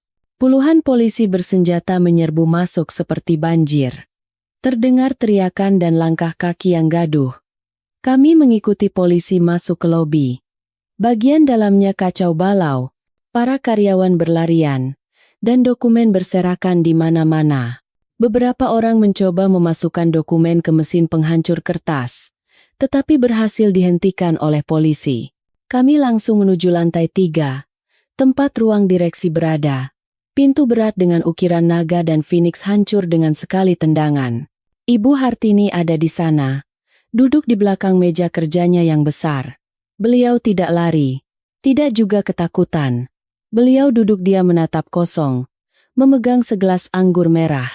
Di perapian di sebelahnya, tumpukan dokumen sedang terbakar menjadi abu. Ibu Hartini, kata kepala polisi sambil membacakan surat perintah. Anda ditangkap atas dugaan penggelapan pajak, penipuan, dan pencucian uang. Mohon kerjasamanya. Ibu Hartini perlahan menoleh dan meletakkan gelas anggurnya. Di bibirnya tersungging senyum menghina. Beraninya kalian menangkapku, katanya dengan suara serak. Kalian tahu siapa aku? Tahu siapa di belakangku? Telepon Bapak Haryono. Suruh dia bicara dengan kalian. Kepala polisi tidak goyah. Ia memberi isyarat pada bawahannya untuk memborgolnya. Bapak Haryono saat ini sedang diperiksa di Mabes Polri atas dugaan suap. Tidak ada yang bisa menyelamatkan Anda. Mendengar nama Haryono, kesombongan terakhir Ibu Hartini runtuh. Wajahnya pucat pasi. Beliau terhuyung saat berdiri. Kakinya lemas dan tidak bisa berdiri tanpa bantuan polisi. Saat diseret keluar, beliau berhenti ketika melihat saya di depan pintu. Matanya memerah, menatap saya dengan kebencian yang menusuk tulang. Jadi ini ulahmu, katanya sambil menggeretakkan gigi. Aku digigit anjing yang kupelihara. Aku kutuk kau, Dewi. Kau tidak akan pernah bahagia seumur hidupmu. Saya tidak mengalihkan pandangan, menatapnya lurus. Ibu Hartini, jawab saya dengan tenang namun dingin. Ibu tidak pernah memelihara saya. Ibu hanya mencoba memanfaatkan saya. Dan kutukan ibu tidak akan manjur. Orang yang berbuat jahatlah yang tidak akan pernah hidup tenang. Bertobatlah di dalam sana. Ibu Hartini diseret pergi sambil berteriak histeris. Jeritannya menggema di sepanjang koridor. Saya melihat sekeliling. Di mana Bima? Tanya saya pada seorang staf di dekat situ. Di mana Pak Direktur Bima? Staf itu dengan tangan gemetar menunjuk ke jendela yang terbuka di ujung koridor. Pak Bima. Kabur lewat tangga darurat. Saya berlari ke jendela dan melihat ke bawah. Di bawah adalah gang kecil yang menuju ke jalan besar. Tetapi sosok Bima tidak terlihat. Ia telah meninggalkan ibunya, perusahaannya, segalanya, dan kabur sendirian. Pengecut, gumam saya. Paman Suryo mendekat dan menepuk bahu saya. Tenang saja, jaring langit tidak akan bisa dihindari. Status buronnya sudah disebar ke seluruh negeri, di bandara, pelabuhan, semua sudah dipasangi fotonya. Saya memandang ke langit kelabu di kejauhan. Tempat badai akan datang. Bima telah melarikan diri. Tetapi kemana ia bisa pergi saat seluruh dunia telah memunggunginya? Dan bisakah ia lari dari pengadilan nuraninya sendiri? Tetesan hujan besar mulai berjatuhan. Tetesan hujan menghantam kaca taksi dengan deras. Bima meringkuk di kursi belakang. Topi ditarik menutupi wajahnya. Ia tidak bisa pulang ke rumah. Tidak bisa ke hotel. Ia tahu wajahnya pasti sudah menghiasi semua media dan media sosial saat ini. Mau kemana, Pak? Tanya sopir sambil meliriknya dari kaca spion. Penampilannya yang mencurigakan. Basah kuyup sambil memeluk tas. Tentu saja aneh bagi siapapun. Ke Bandara Soekarno-Hatta, kata Bima dengan suara serak. Cepat ya, nanti saya kasih lebih. Ia mengeluarkan segepok uang 50 ribuan dari sakunya dan melemparkannya ke kursi depan. Sopir melihat uang itu, tidak bertanya lagi, dan melaju menembus hujan. Bima menyandarkan kepalanya ke jendela mobil. Kaca yang dingin sedikit menjernihkan pikirannya. Sekarang, hanya ada satu pikiran di kepalanya. Kabur. Kabur ke Singapura. Di sana, ia masih punya uang tunai yang belum dimasukkan ke bank. Cukup untuk hidup mewah sementara waktu sambil mencari cara untuk pindah ke negara ketiga. Ia merogoh saku dalamnya. Paspor kedua dengan nama Andi Wijaya ada di sana. Ini adalah tali penyelamat terakhir yang disiapkan ibunya 3 tahun lalu dengan biaya mahal. Paspor asli yang dipalsukan dengan sempurna. Ponsel sudah ia buang ke sungai tadi untuk menghindari pelacakan. Ia telah memutus semua kontak dengan dunia. Ia tidak tahu bagaimana nasib ibunya, bagaimana nasib perusahaannya, tetapi naluri bertahan hidup yang egois mengalahkan semua perasaan lain. Ibu sudah tua, masuk penjara pun tidak apa-apa, tapi dia masih muda. Ia tidak bisa menghabiskan masa mudanya di penjara yang dingin. Ini semua gara-gara kamu, Dewi. Kalau aku berhasil kabur, aku pasti akan kembali dan membalasmu. Taksi berhenti di terminal keberangkatan internasional. Bima buru-buru membayar dan berlari masuk. Ia menundukkan kepala, berjalan cepat di tengah keramaian. Rasanya semua mata tertuju padanya. Ia masuk ke toilet, mengganti pakaian basahnya dengan setelan olahraga longgar, memakai kacamata, dan menempelkan kumis palsu. Di cermin, berdiri seorang pria asing. Bukan lagi Bima, anak konglomerat yang rapi, melainkan Andi Wijaya, pria biasa yang tampak tidak berbahaya. Ia mengambil napas dalam-dalam dan berjalan ke counter check-in. Selamat malam. Mau check-in untuk penerbangan ke Singapura jam 11 malam. Ia berusaha membuat suaranya terdengar senormal mungkin. Petugas tersenyum dan menerima paspor serta tiketnya. Ia mengetik di keyboard, lalu menatap Bima sejenak, dan kembali menatap monitor. Bapak Andi Wijaya, mohon ditunggu sebentar ya, Pak. Sistemnya agak lambat. Petugas itu masih tersenyum, tetapi sorot matanya seperti berhenti sejenak. Punggung Bima terasa dingin. 1 menit, 2 menit. Waktu terasa begitu lama seperti selamanya. Ia melihat sekeliling.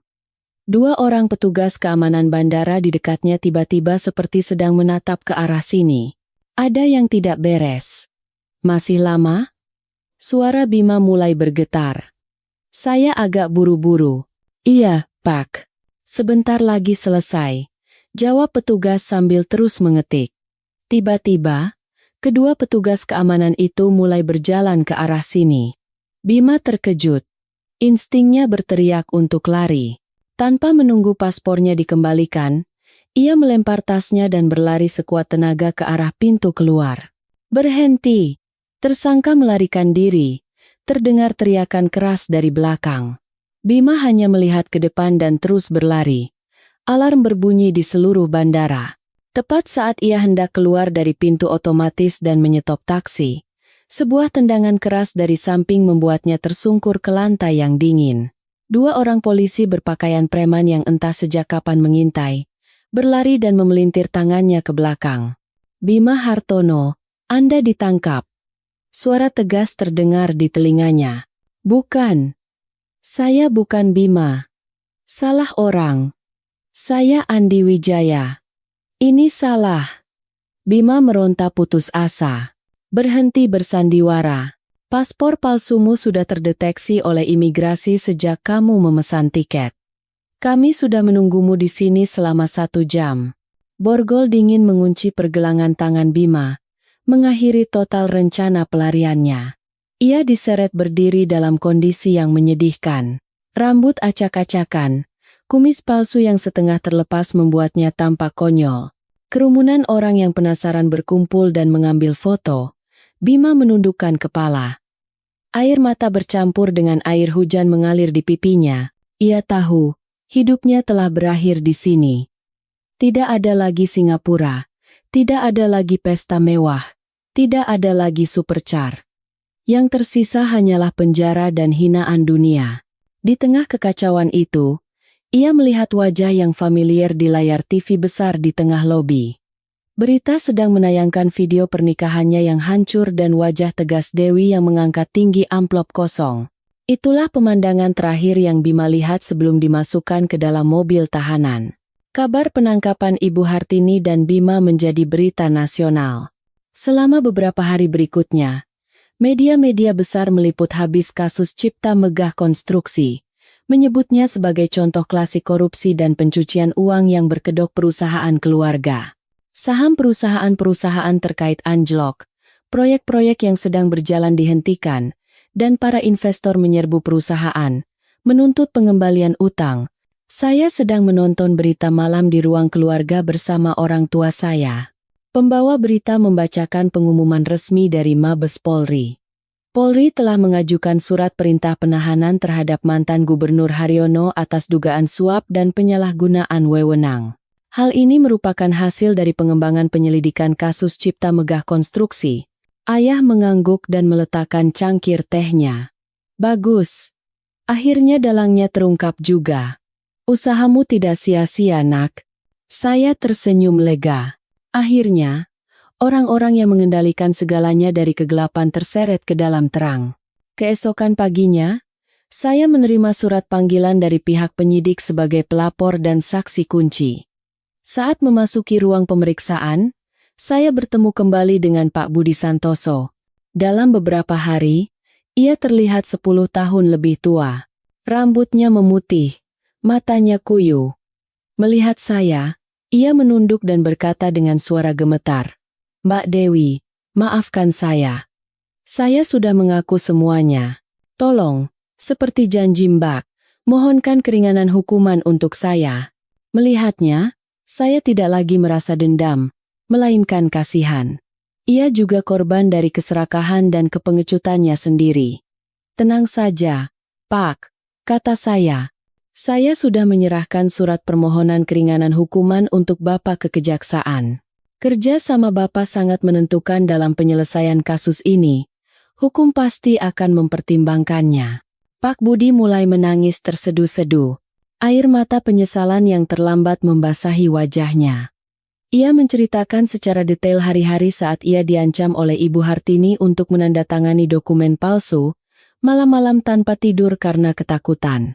Setelah keluar dari ruangan Pak Budi, saya mengikuti penyidik ke ruangan lain untuk konfrontasi dengan Bima.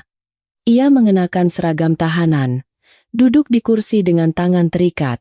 Penampilannya kuyu dalam beberapa hari. Melihat saya, Bima mengangkat kepala. Secercah harapan sempat melintas di matanya, lalu lenyap begitu melihat ekspresi dingin saya. "Dewi," panggilnya dengan suara serak. "Kamu datang menemuiku?"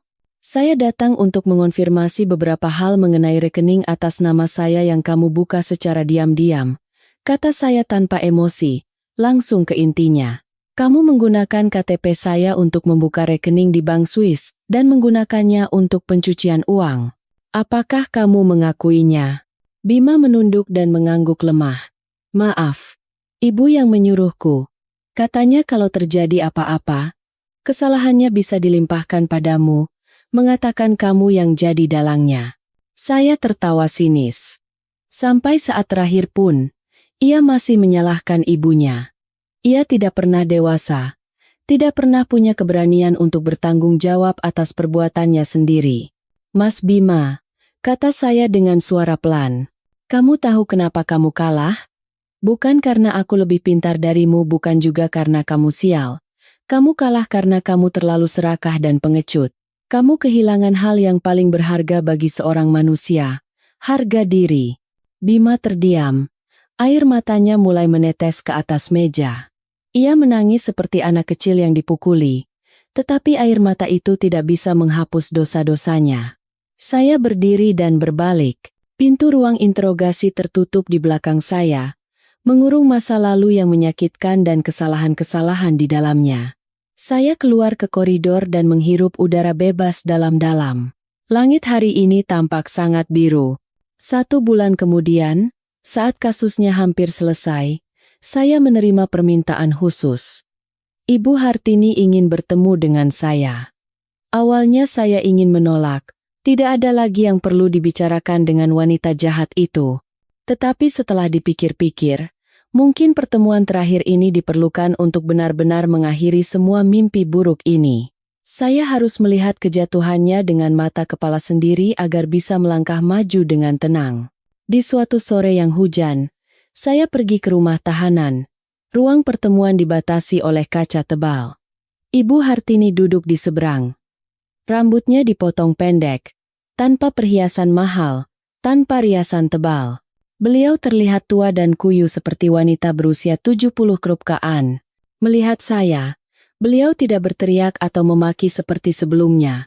Beliau hanya duduk diam, menatap saya dengan mata kosong. Ada apa ibu mau bertemu saya? Tanya saya melalui gagang telepon. Ibu Hartini mengangkat gagang telepon dengan tangan gemetar. Suaranya pecah dan tanpa tenaga. Dewi, ibu minta maaf. Saya sedikit terkejut. Saya tidak menyangka akan mendengar permintaan maaf, bukan kutukan. Minta maaf untuk apa? Tanya saya lagi. Untuk semuanya, katanya sambil menangis. Setelah masuk ke sini, ibu baru sadar. Ibu terlalu serakah. Ibu yang menghancurkan hidup Bima, menghancurkan seluruh keluarga ini. Ibu hanya minta satu hal padamu. Tolong maafkan Bima. Dia tidak salah. Semua ibu yang suruh. Tolong cabut tuntutanmu padanya. Tolong, ibu mohon. Semua dosanya, biar ibu yang tanggung. Saya menatap wanita yang memohon di hadapan saya dengan perasaan getir. Bahkan di saat seperti ini, yang ia pikirkan hanyalah putranya. Ia hanya ingin melindungi putranya yang sudah rusak. Cinta keibuannya memang besar, tetapi juga buta dan merusak. Ibu Hartini, kata saya perlahan. Bima sudah berusia 30 tahun. Dia orang dewasa yang bisa bertanggung jawab atas perbuatannya. Jika dia salah, dia harus menerima hukuman dari hukum. Tidak ada orang yang bisa menanggung dosa orang lain. Itulah keadilan. Ibu Hartini menundukkan kepalanya ke meja dan menangis terseduh-seduh. Beliau tahu saya benar. Beliau tahu dirinya benar-benar tidak berdaya. Saya datang ke sini hari ini bukan untuk mendengar permintaan maaf ibu. Lanjut saya.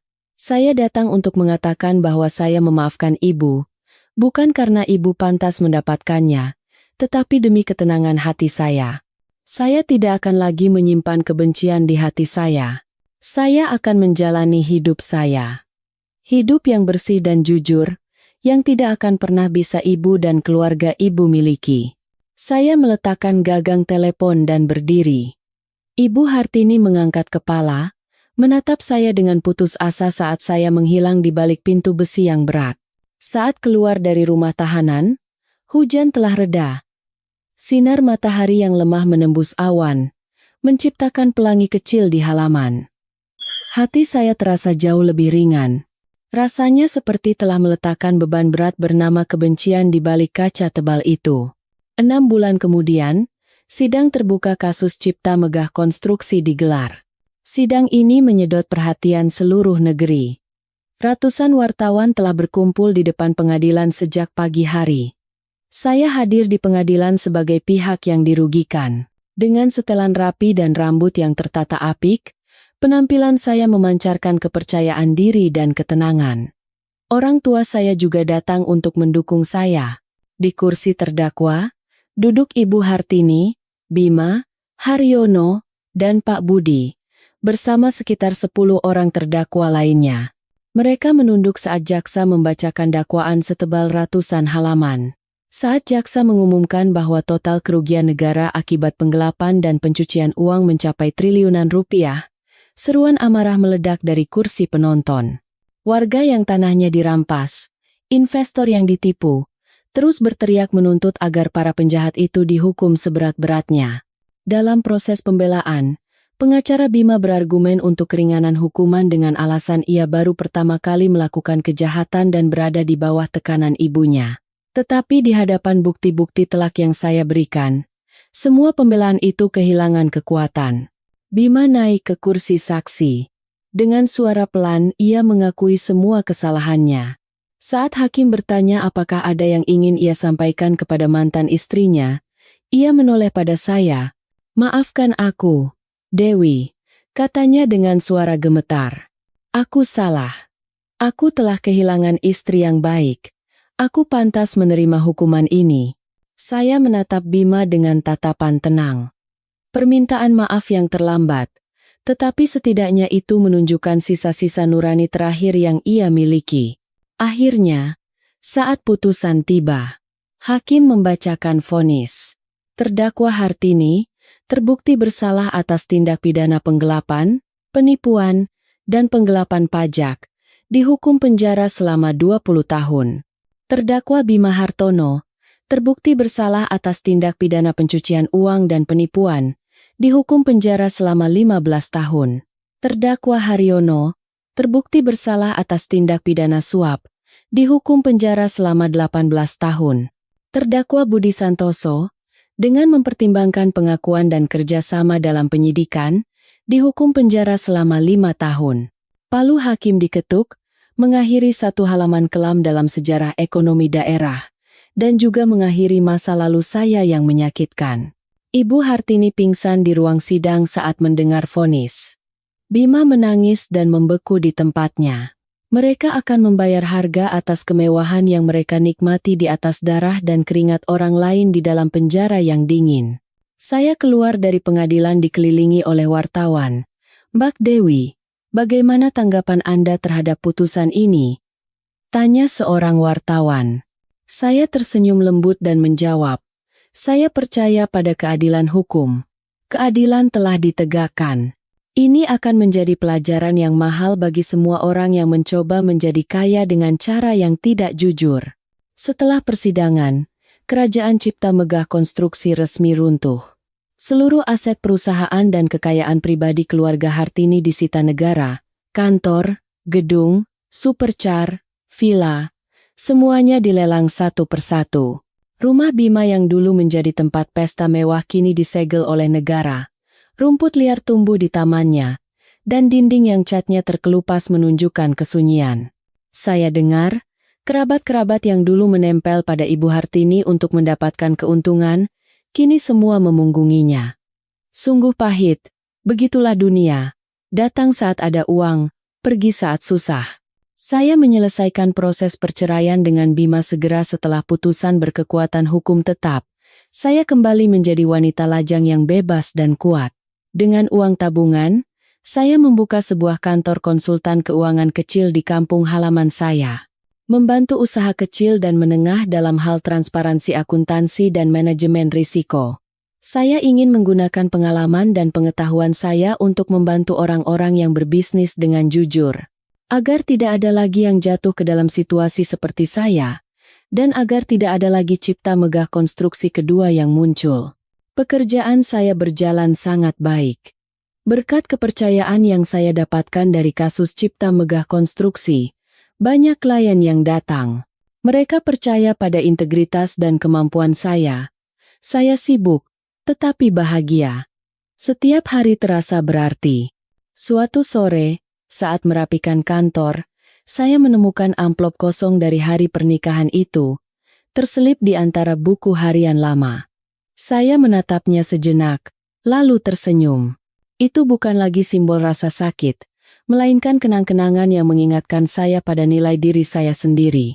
Saya merobek amplop itu berkeping-keping dan membuangnya ke tempat sampah. Masa lalu telah benar-benar terkubur. 2 tahun kemudian, saya berada di sebuah bar di atap gedung di pusat kota Jakarta. Angin malam yang sejuk menerbangkan rambut panjang saya. Di bawah, lampu kota berkelip seperti galaksi. Hari ini, saya kembali ke Jakarta untuk menerima penghargaan sebagai pengusaha wanita muda berpotensi yang dipilih oleh sebuah majalah bisnis terkemuka. Kantor konsultan saya telah berkembang dan membuka cabang, meraih kesuksesan besar. Selamat, terdengar suara hangat dari belakang. Saya menoleh. Ternyata Pak Direktur. Beliau tersenyum sambil membawa 2 gelas anggur. Terima kasih Pak, saya menerima gelas itu. Kalau bukan karena bantuan Bapak waktu itu, tidak akan ada saya yang sekarang.